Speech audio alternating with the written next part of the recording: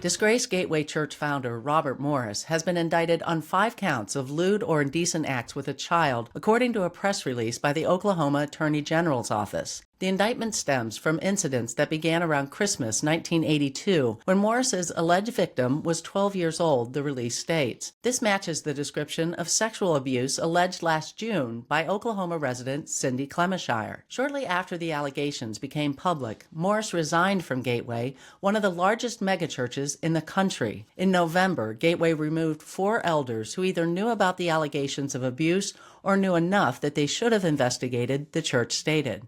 After almost 43 years, the law has finally caught up with Robert Morris for the horrific crimes he committed against me as a child, Clemishire told the Roy's Report today. Now it's time for the legal system to hold him accountable. My family and I are deeply grateful to the authorities who have worked tirelessly to make this day possible and remain hopeful that justice will ultimately prevail. Previously, it was thought that criminal charges could not be brought because the statute of limitations had expired in this case. However, the statute of limitations is not applicable in this case because Morris was not a resident or inhabitant of Oklahoma at any time, the press release stated. There can be no tolerance for those who sexually prey on children, said Attorney General Gentner Drummond. This case is all the more despicable because the alleged perpetrator was a pastor who exploited his position. The victim in this case has waited far too many years for justice to be done. The Oklahoma Attorney General's office said the criminal behavior occurred when Morris was a traveling evangelist and would visit the family of the alleged victim in Hominy. He and his wife Debbie were family friends and often stayed in our home when he was preaching at my dad's church, Clemishire told TRR previously. She added that the abuse continued until she was 16 years old. Morris was 21 to 25 years old at the time and a pastor of Shady Grove Church, which is now Gateway Church, Grand Prairie campus. Clemishire told TRR that the abuse escalated from inappropriate touching to rape by instrumentation. Clemishire said she told her father about the abuse, who then told the lead pastor of Shady Grove Church that if Morris didn't get out of the ministry, he would report him to police. In a statement last June, Morris said he confessed and repented of his actions in 1987 and stepped down from his pastoral position. Gateway initially stated that Morris had been open and forthright about a moral failure when he was in his 20s. Later,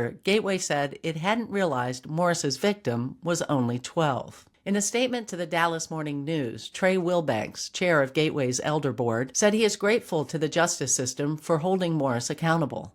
We will continue to pray for Cindy Clemishire and her family, for the members and staff of Gateway Church, and for all those impacted by this terrible situation, Wilbanks said. TRR has reached out to Morris multiple times, but has not ever received a reply. We do not currently have contact information for Morris. Attorney General Drummond represented Clemishire in 2007 when she sought a lawsuit against Morris. An email Drummond sent to Morris in 2007 asked for reimbursement of thousands Clemishire spent in counseling as a result of this abuse. Clemishire told TRR that Morris's attorney attempted to blame me for the abuse. Since Morris's resignation, ties at Gateway have plummeted 35% to 40%, and a number of top staff have resigned, including Morris's son and daughter-in-law, James and Bridget Morris. The church also was sued for financial fraud. However, a court granted a motion this week to drop claims of fraud against former Gateway Executive Global Pastor Kevin Grove.